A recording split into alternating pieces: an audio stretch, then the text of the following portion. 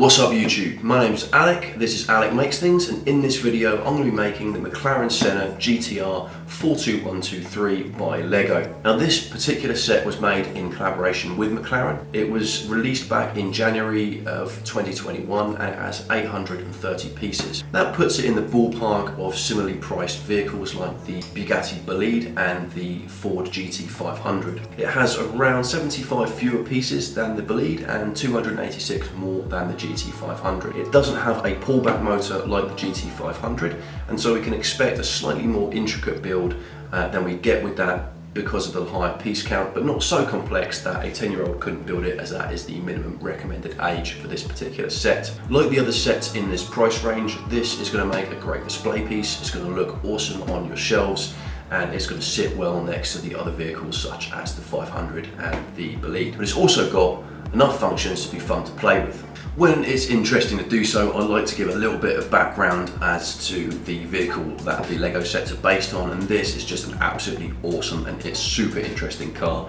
So the McLaren P1 was retired and the Senna superseded that as McLaren's foremost race car back in September of 2019 when it was originally released. Now, it was the most track-focused road car that they had, and the GTR version of that, which is what we will be building today, was essentially a revamp of that car, but it was designed purely for the track. So this is not meant to go on the road at all. So it's safe to say the McLaren were not thinking about where to put your shopping or baby seats any more than they were thinking about stop signs or speed bumps when they designed this car. This car is pure spectacle. Essentially a distilled version of an already insane car. This was designed to be a track car only. This untamed, wild, mechanical beast was designed to be as ridiculous on the track as it is awesome to look at. Seemingly built almost entirely from wings and flaps and intakes that come together to create a sort of ground-based mechanical bird of prey. This car is a marvel of modern engineering. With its slick looks and super fast high performance, it's no wonder that LEGO chose to make this into one of their sets. Now, unlike the actual vehicle, which will set you back a rather lofty 1.4 million US dollars, this comes in a little bit more affordable at about 50 US dollars. And that translates to about 40 British pounds, 45 euros, or about 80 Australian dollars. Now, I've had this box sat on my shelf for about 3 or 4 weeks, just kind of beckoning me to be opened and built. As far as the box goes, we've got kind of all the usual gubbins that you would expect. So we've got a nice picture of the set fully built on the front with some kind of blurred background to make it look like it's actually moving, although there are in fact no motors or anything to make this move. We've got the McLaren logo at the bottom and some information up here about what the age limits are for it. On the top of the box, we've got the 1:1 scale wheel, and then we've got some information about the vehicle's performance and makeup. So it's got a 4-litre twin-turbo V8 engine and a whole range of information around its acceleration and horsepower. On the side of the box, we've got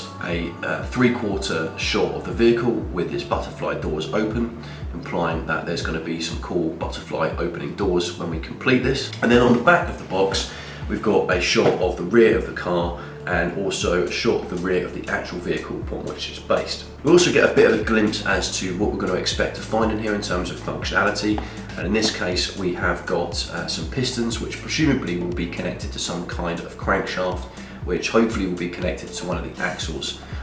That means that essentially when the car's moved or the wheels are turned, we'll see those pistons move. And then we've got here an image showing you the size of the vehicle when it's built. So this will be about 32 centimeters in length, which is the exact same length as all of the other cars in this price range. And then finally, we've got a front shot of the vehicle here as well, which shows the butterfly doors open. That's about it as far as the box goes. I'm super keen to get stuck into this thing.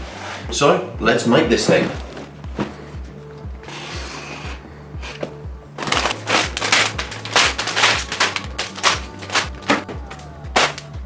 So this is the manual and it's pretty standard, I think, for sets of this price range. We've obviously got the image of the car from the front of the box on the front of the manual. Now there is a QR code here, so I think you can get some instructions in an app. I didn't really bother using that, but you know, if you wanted to follow on with those, they can help. I think maybe for younger people they'd be a bit more useful. It kind of jumps straight into it, so there's some information really that helps you in general with this at the front, and then we're straight into the phases of the build process, of which there are 3, and they give you images for each what the vehicle should look like at the end of each phase. And yeah, definitely pretty easy to follow. As I've mentioned in previous videos, you have got these 1-to-1 scale images of the components that you'll be using. And so if you're unsure which axles or beam to be using in each specific bit, you can quite often just compare them to this, the actual physical piece, to the image in the book, and that will show you which one you should use. Aside from that, this is pretty standard. The pages, again, a little bit thin, a little bit prone to creasing, but actually probably a little bit better than what some of the other manuals have been. At the back of the manual, we've got the parts list, so this will tell you every single part and its part number there. And then we've got some other sets at the back here, which just give you an idea of other things you might want to be interested in. Again, all probably pretty much in a similar price range, within sort of probably 50 to 100 bucks. And then obviously you've got the finished vehicle here. I think all of these images are in fact on the box. And then I think this is probably most impressive. This is the actual Senna GTR itself in real life, and this is just a super cool car. It looks absolutely sick. I think this is awesome. And it gives you an idea of kind of what it's supposed to look like. So yeah, absolutely fantastic. And then we've got a comparison between the rear of the vehicle and the rear of the set as well, with a kind of 3/4 shot there. So that looks really cool. And then pretty much that's it. That's all you get. So there's not a huge amount of information on the vehicle itself. There's not much text or anything like that. Got a little bit in terms of stats and whatnot, but that is pretty much it. Dead easy to use. Not too much more to say about this. So this is phase 1 of 3 of the build process. And straight away we jump in with part of the engine. So this is the crankshaft that when it turns will move up the pistons, and those pistons will just be axles with bushes on them. We've got some nice little V-shaped pieces here which create the V-shape of the engine, and you can see here that only one of the rear wheels will actually drive this crankshaft via a couple of little gears there that change the direction. Interestingly, on the other side here, we've got a few of these connector pieces with holes in, and that allows the second or the right-hand rear wheel to turn independently of the other wheel. There's no differential in this build, so in order to have these wheels turn independently, they need to be separated, and they're on different crankshafts. See, we've got the actual pistons themselves, so nice little axles with stops with some bushes on. So this will form the V8 engine. They just clip into place nicely there. You can see as we turn the axle, they move. So getting out the tweezers to begin failing at putting stickers on. Not actually too bad this time. Getting the G, T and R in place on this particular piece. Not entirely sure at this point where this piece is going to go, but I'm pretty happy with how those stickers turned out. So this is the beginning of the Hand of God steering mechanism. Pretty familiar with this from other builds. Most of the builds seem to include one of these mechanisms. And so now we've got a little bit of the chassis forming here, and you'll start to see where this Hand of God mechanism fits into place, and obviously where the seats go. So this is the driving or steering mechanism, sorry. And this goes in at the front here and just clips into place these little pieces. It's a very simple mechanism, but very effective for a display piece like this. I wouldn't personally use this in a custom build. I think there's slightly better ways of doing it, but yeah, very effective for this type of build. And here we are just completing the steering mechanism with its gear that connects to the Hand of God steering. This won't actually connect to the steering wheel in the car, so that will just be for show. And here we are connecting the engine section to the rest of the chassis.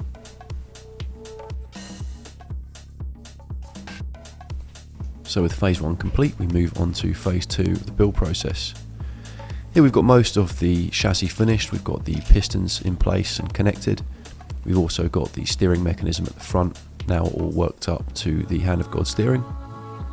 So let's get on with some more stickers. There's quite a few in this particular build, but I do think that they add a significant amount to the overall appearance when it's finished.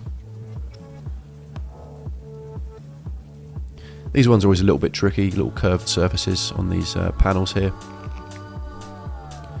But I like a challenge, and it's always worth the effort to try and make these as straight and as true as possible. I think it really does add quite a bit to the overall finished product. So the last part of this phase is to get the rear wing or spoiler on the back of the car. This I think looks really good and is very well representative of the actual vehicle itself. I think this is one of the highlights of the vehicle. I think this looks really good. That just clicks into place pretty easily. You've got to kind of get it over the other panels that are there, but very easy to build and put into place. This basically wraps up the end of phase 2 of the build, and so we jump into phase 3. This is the final phase.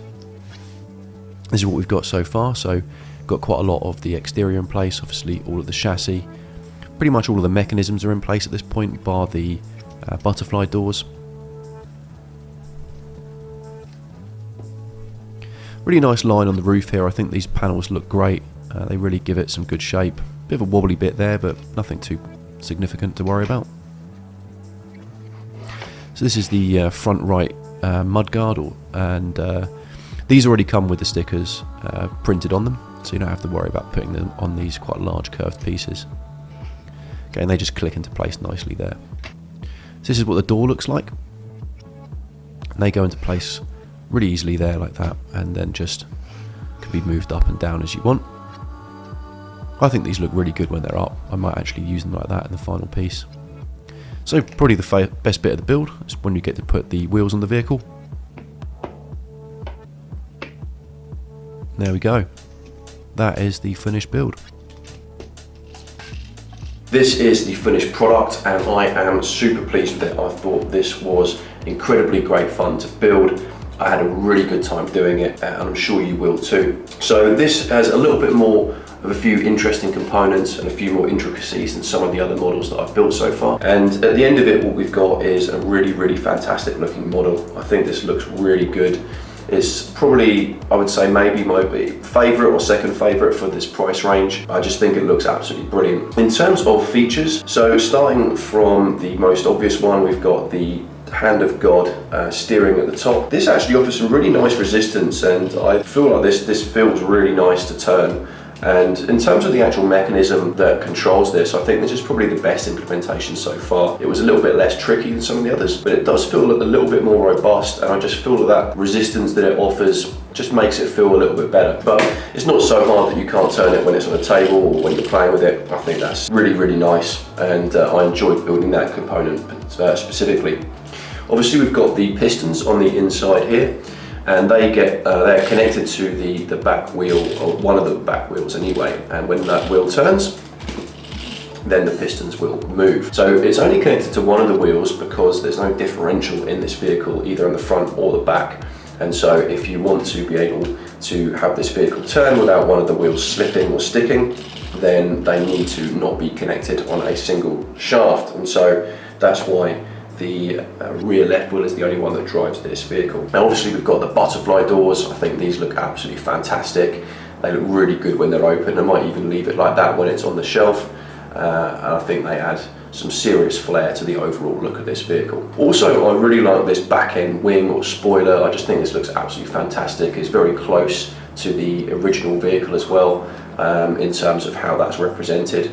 And it's got these little red kind of translucent Lego pieces here, which again just look absolutely fantastic. The only thing that I dislike about this, and it's not really a particularly big gripe, is there's a kind of hood here that opens, but when that closes down, this bit gets left up. I'm not sure what the point of that was, or even if it's really meant to open, but there's nothing under the hood, so it's not a particularly interesting feature. And the other thing, I suppose, in terms of just overall aesthetic, there's quite a straight line here and here, which create a very much kind of non-curvy look to the whole vehicle, which is obviously very different to what the actual vehicle looks like in real life. But that being said, it is quite a small vehicle, it's very cheap, it's probably quite hard to make all of that super curvy. I think what makes up for that is this line here of the roof and the windscreen, and you've got some flexible components here which I really like the way they're implemented. They kind of give us that nice line across the vehicle and really, I think, manage to make the shape a little more appealing. Now, there are quite a few stickers in this kit. There's about 41 stickers, and I kind of dread putting stickers on every time. I'm never entirely happy with the result, and I did get one of the stickers on in the wrong place and I couldn't take it off, so you know, it's not going to make too much difference. But yeah, I think getting some tweezers definitely helps, but it is a real pain. But that being said, I think they definitely add a significant amount to the overall looks. We've got these kind of decals all along here, and the GTR logo on the back, and the Senna logo here, a little British flag, and kind of, you know, patterns and stuff. So I think they look really good. These bits on the wheel arches, they actually are just printed on, so you don't have to put those on, which is good because that would be pretty tricky. But also, I think on this model, the wing mirrors are actually probably the best ones that I've seen so far. I think they look a bit more realistic. They are adjustable and can move around, but you know, they're not so sort of flimsy that they'll get knocked about too much. So overall, I think this looks absolutely fantastic. And as I say, I had a great time building this. I thought it was a bit more interesting to build than some of the other models. And I think some of the mechanisms that, although they do the same thing as other models, I think they're slightly better as well. And so yeah, I would highly recommend this kit. I think it's absolutely fantastic. It's a great representation of the vehicle itself. And ultimately, I just had a really good time building this.